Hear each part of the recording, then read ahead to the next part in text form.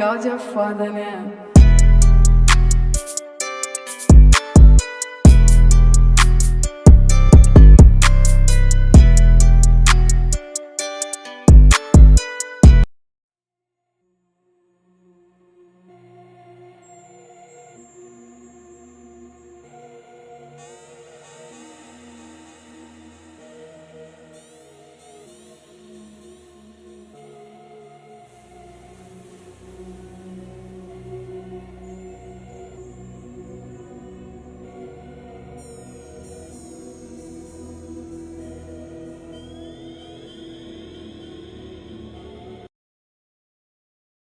Today, we delve into the enigmatic world of the Koh Samui super strain mushroom, a very unique variety that originates from the island of Koh Samui in Thailand. It's believed to have been selectively bred and cultivated to enhance its potency and unique characteristics.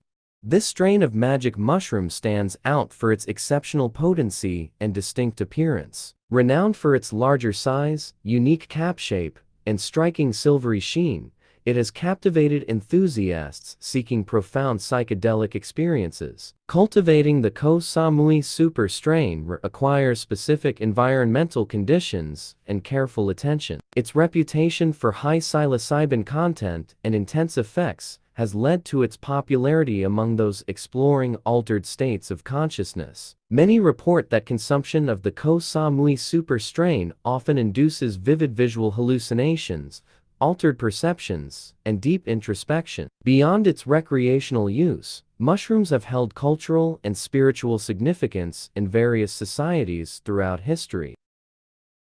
Jedi Mind Fuck, sometimes called Jedi Mind Trip or just GMF, is a psilocybe cubensis strain known for its exceptional potency. However, this doesn't match the analytical data currently available on this mushroom.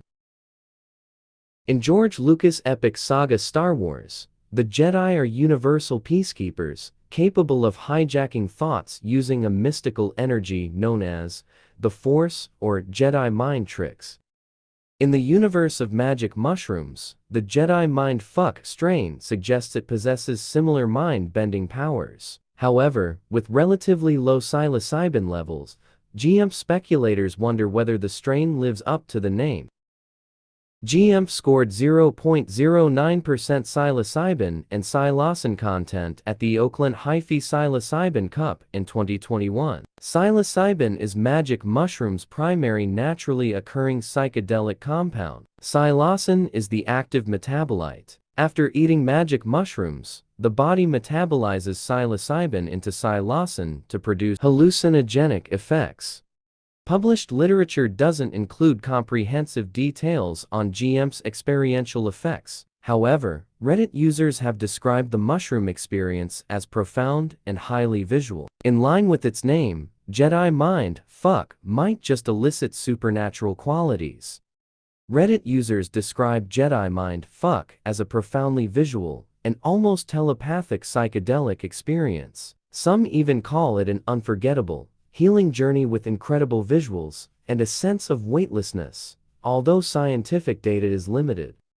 In the mushroom cultivation community, the penis envy variety is notorious. Immediately, one might assume this is due to its phallic shape, though many also consider it a variety that stands out for its potency. In cultivation forums, you'll often read the phrase, "a cube is a cube," referring to the fact that despite the many different psilocybe cubensis varieties available, they're mostly similar in terms of both growing requirements and potency. However, many consider penis envy to be of particularly high potency, something that seems to be confirmed by the work of Oakland Hi-Fi and the Psilocybin Cup, leading to many shrooms aficionados to caveat the commonly uttered phrase, "a cube is a cube," except for penis envy. Penis envy's history is easily the most discussed, but least corroborated origin story in the realm of psychedelics. The original explanation for their appearance was published in Vice in 2009 by a journalist called Hamilton Morris. The tale starts with two American adventurers, Terrence and Dennis McKenna. They traveled to the Colombian Amazon in the 1970s to meet an elusive rainforest shaman. Instead of finding the man, they ran into a patch of towering phallic mushrooms. Impressed and amused, Terence gathered samples of the penis envy spores and took them home to the States. He then sent them to Stephen Pollock, a scientist interested in psychedelics. Pollock spent years isolating the mushrooms. He eventually produced the penis envy variety sometime in the late 1970s and sent the spore print to an unknown address in Washington. Soon after, Pollock was found dead, shot in the forehead, execution style. His murder was never conclusively solved. This tragedy kick-started an avalanche of gossip about his prized and closely kept fungi. After Pollock's death, another mycologist called Richard G. received the spore print by mail. He spent the next decade perfecting the species. Meanwhile, the public stopped discussing the penis envy shroom, assuming that the species died with Pollock. The next sighting was in 1995, when G published Cubensis Aquarium Gardening. The tome didn't contain a word about penis envy, but the recognizable fungus was on the front cover. This book marks the first recorded photograph of the species. This picture ray sparked conversations, but the consensus was Pollock was behind the strong shroom. G only cultivated it after the first mycologist's death. Penis envy shows clear indications that this mushroom has been selectively grown, developing characteristics that are unlikely to exist in nature. The caps on these mushrooms responsible for distributing the spores barely open, remaining close to the stem. Many of the mushrooms also produce few or no spores, a characteristic that would quickly cause them to die out in the wild. When searching online, it's clear that penis envy is one of the best-selling varieties in many spore vendors' catalogs, with many dedicated cultivators creating many sub-varieties and hybrids in recent years. Penis envy mushrooms can alter your consciousness very easily. They can fuel fractal effects, perceptual distortions, intense visual and auditory hallucinations, interactions with alien, angelic, or supernatural beings.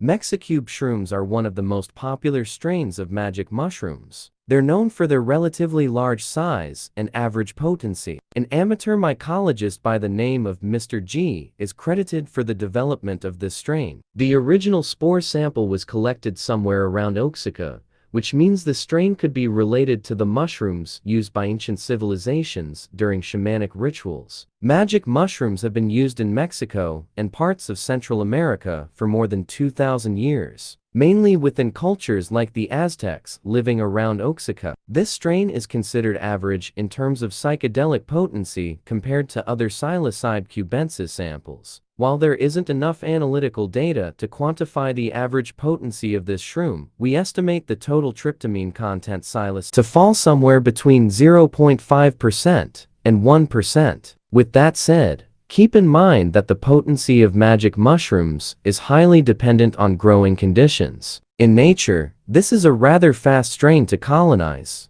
and very easy to grow. A beautiful mushroom, always giving us beautiful spotted caps, usually of a nice yellowish color rather than the typical cubensis golden tin color. Depictions of psychedelic fungi have appeared in journals from European settlers and cave paintings. They are lovingly referred to throughout history as Teolnanacat. This strain is not to be confused with two very similar strains collected in the same region, the Huatla Oaxaca strain and the Teotlanacatl strain. All three strains are highly sought after because of their supposed link to ancient psychonauts of Mexico and Central America. Of the many psychoactive species known in Mexico, only about a dozen have known ceremonial uses. Aside from the hypothesized ancient use of Amanita muscaria, most of Mexico's sacred mushrooms with the confirmed ethnomycological history belong to the genus Psilocybe, with possible exception of Conocybe. The Mexicube strain is a variety of Psilocybe cubensis mushrooms, which naturally contain psilocybin and psilocin and are psychedelic. Mexicubes have a rich history, making them one of the most sought-after shroom strains in the world of magic mushrooms. This strain is believed to be related to the mushrooms used thousands of years ago by ancient Aztec civilizations. This strain can handle higher temperatures than other strains, making it a good option for people in warmer climates. Overall, this strain is worth a try if you can get your hands on them. They're fun to grow and relatively easy, and their effects are pretty much on par with what you should expect from a classic psilocybe cubensis strain. Psilocybin mushrooms have been used for hundreds or thousands of years by indigenous groups around the world. Often considered sacred, the mushrooms have been important for healing, divination, and spiritual rites in a number of cultures. As we conclude our journey through the world of psychedelic mushrooms, we've glimpsed into the mysterious and awe-inspiring realm of nature's wonders. Scientific research into the therapeutic potential of psychedelics continues, exploring their ability to help heal mental health conditions and expand our understanding of consciousness. Remember, the exploration of psychedelics demands respect, caution, and responsible use. Set and setting are key to a safe and transformative experience. If you have grown, experienced, or journeyed with any of these mushroom strains in today's video, comment down below and let me know how your experience was. And if you find this video helpful, consider liking the video and subscribing to the channel, as it really helps me out. Áudio é foda, né?